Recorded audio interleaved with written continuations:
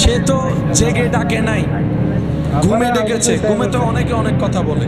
ফেরেশতাদের প্রশ্ন, আল্লাহ সে তো জাহান্নামী, গুনার হিসাব অনেক বড়, সব তেমন, কিন্তু রবের চাওয়া হচ্ছে তাকে জান্নাতে দেওয়া। তো যিনি আইন বানান তিনি কখনো আইন ভঙ্গ করলে মানায়? রব তো আইনের মধ্যে একদম আহকামুল হাকিমিন। তো রব বলবে ফেরেশতা জেগে ডাকুক আর ঘুমে ডাকুক, আমাকেই তো ডাকছে।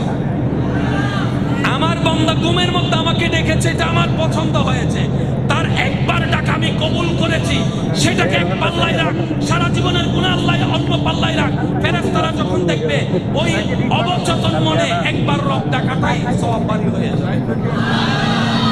তো রবের চাওয়া বান্দা কোথায় যাক?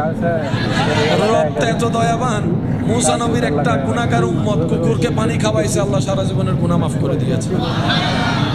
আপনি তো শান